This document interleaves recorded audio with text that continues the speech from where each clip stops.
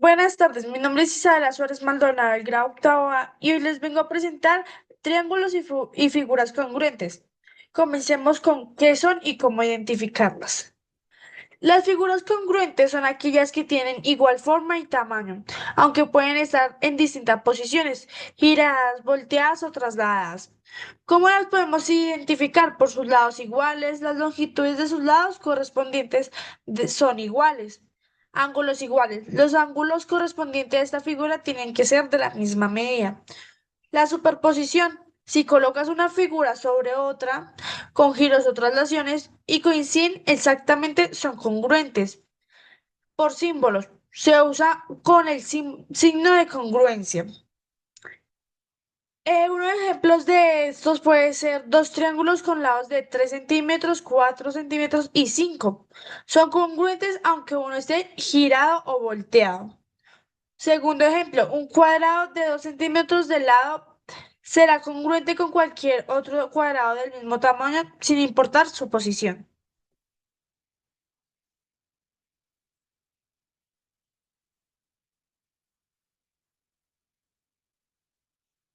¿Qué son las figuras? Las podemos identificar también por su forma y tamaño idénticos, los triángulos y sus propiedades, las transformaciones que conservan la congruencia. Estos son importantes ya que, pues, por ejemplo, las formas y tamaño idénticos son dos figuras congruentes y poseen exactamente la misma forma, como lo dice el subtítulo. Triángulos y sus propiedades. En el caso de los triángulos, la congruencia implica que sus lados correspondientes son de igual longitud y sus ángulos correspondientes tienen la misma medida. Transformaciones que conservan la congruencia. Las figuras congruentes pueden haber sido rotadas, reflejadas o trasladadas en el espacio, pero su identidad métrica y geométrica se mantiene inalterada. Criterios de la congruencia para triángulos.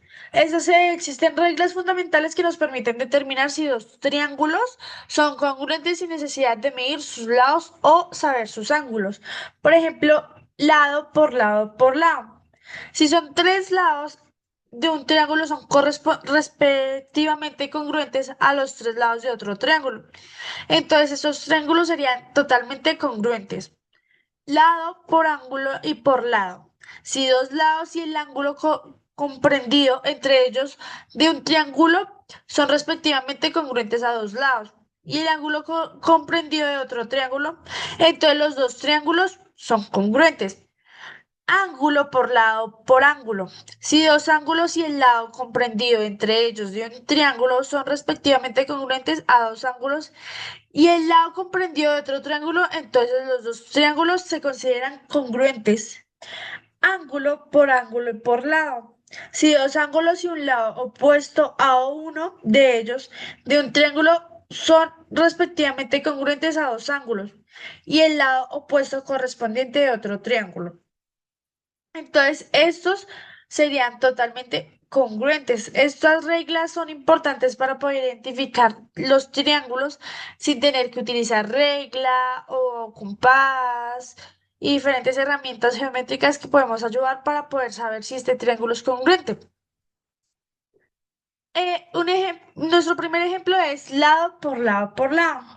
Imaginemos dos triángulos donde la medida de sus lados es idéntica. Ya cuando son de la misma medida, no tenemos que hacer ni saber la medida de los ángulos o sus vértices o sus líneas, porque ya sabremos que este triángulo es congruente, estos triángulos son congruentes, ya que si sus lados son de las mismas medidas, podremos ya definir que es un triángulo congruente. Segundo ejemplo, lado por ángulo por lado. Consideremos el caso de dos lados y el ángulo entre ellos coinciden.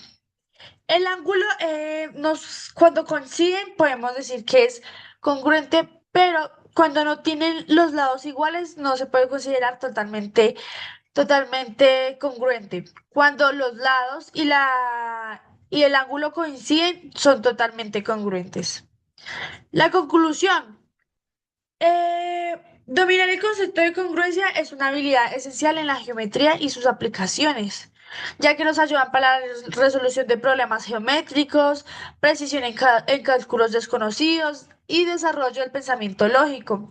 Esto nos ayuda para la vida diaria, también para las construcciones, como puentes, edificios, ya que esta figura, más que todo el triángulo, es una de las figuras donde cuando obtiene presión, no se puede como romper, se podría decir, sino que se puede mover y aplanar, pero vuelve a su posición original y a su figura original, ya que esta figura, al no tener los como cuatro lados, se podría decir, esta figura puede